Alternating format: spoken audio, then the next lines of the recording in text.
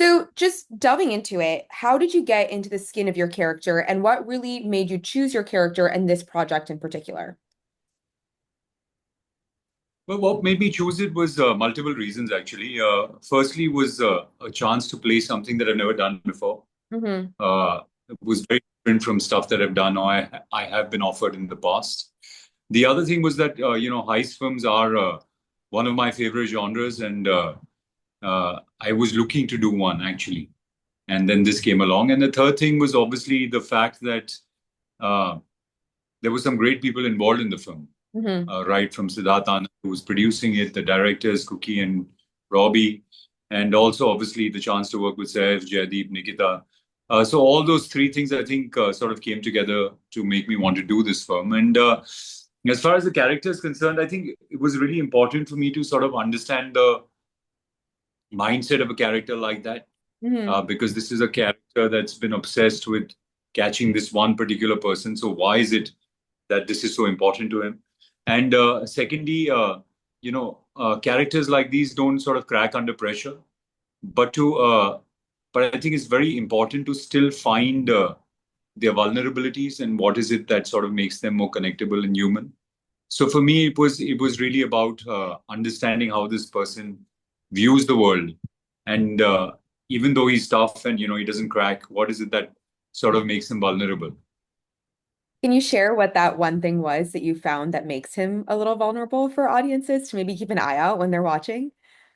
Yeah, I think for me it was really about somebody that's so this particular character thinks that he is very smart, and he is, Hmm. but he's finally met somebody that is smarter than him, and that really sort of ticks him off. Yeah. And for him, it really is about outsmarting this person that's outsmarted him in the past, right? It's this constant feeling of feeling lesser than Saif's character, who's outsmarted him in the past. I mean, we don't dwell into the past in the film, but it's alluded in some of the lines and stuff that they have a history. Yeah, that's very interesting that you kind of bring that up because you can see those sort of cracks in him as he's trying to chase him, right? It's this vehement motivation for his, tracking Seth Ali Khan's character down. Um, Correct. and so to kind of go into your filmography a little bit as well, you've played different types of characters in the past. I mean, I've watched so many of your films growing up. And you've played a variety of different characters. What about this one for you in Jewel Thief was something that really spoke to you personally? Like, what was one that kind of made you feel like, okay, this is the character I want to do now after having done all of these different other types of characters? Well, I was just saying that, I've always been offered the parts of like the poet, the philosopher, the Mhm. peacemaker, the guy that sort of keeps people together.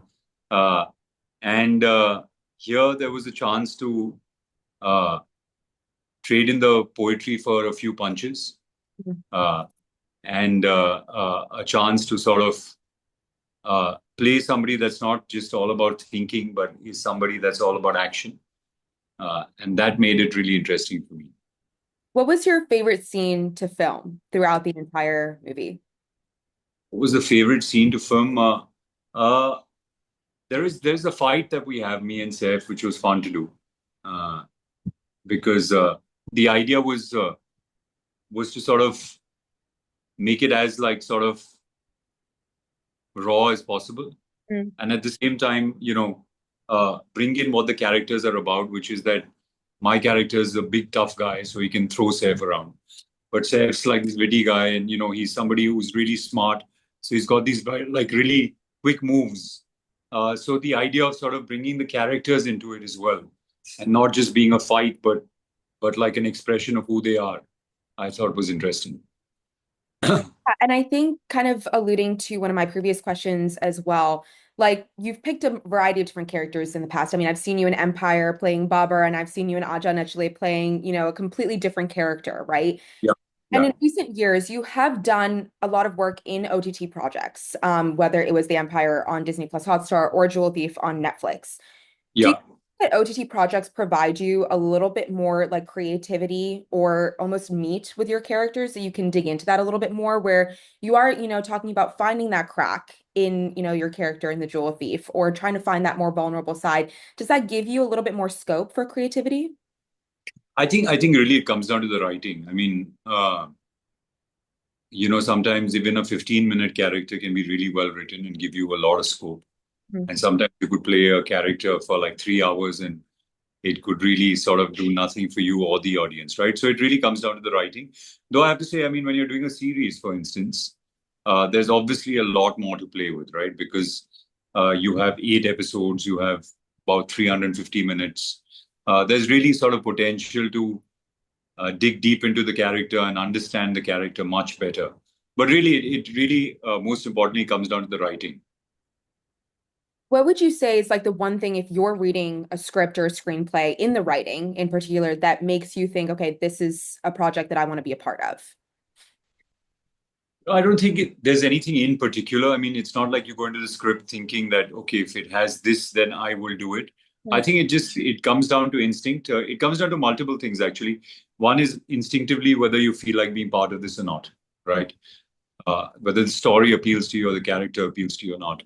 The other thing is who are the people that you're going to work with, right? I think you don't want to spend like a year of your life on something where you feel like these are not people that that I'm going to get along with, or or we're not on the same wavelength, and it's going to be a bit of a problematic kind of situation if I have to work with someone like that.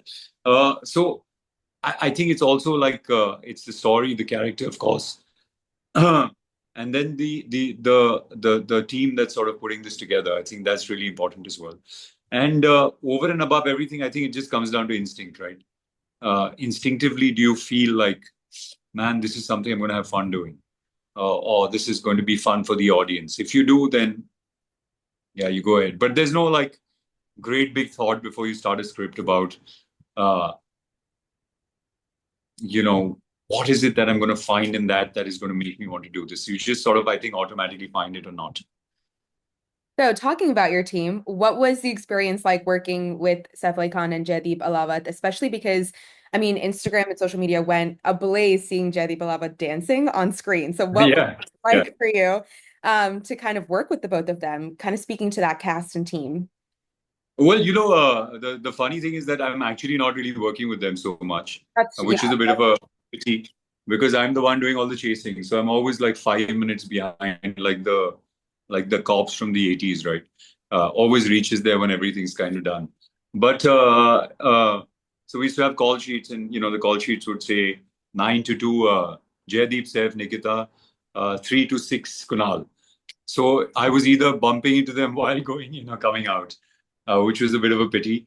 But we did some stuff together. Me and Saif, of course, we hung out in Budapest. We shot the fight sequence together. We did the dance sequence together. Jaideep was there, obviously, in that as well. Uh, and it was great. I really enjoyed my time with both of them. Jaideep is one of my favorite actors currently. I think he's amazing, and he has this incredible ability to just sort of be authentic and just be off screen and on screen, which is why he's so magical to watch. And Saif is an incredible guy. Yeah. He's a very very generous co-star. He's funny. He's charming. He's somebody that's very curious about everything around him, and is incredibly professional as well. So, I mean, really, Saif's a bit of a dream to work with, and I hope that in the future we can do a film where we have a lot more work together.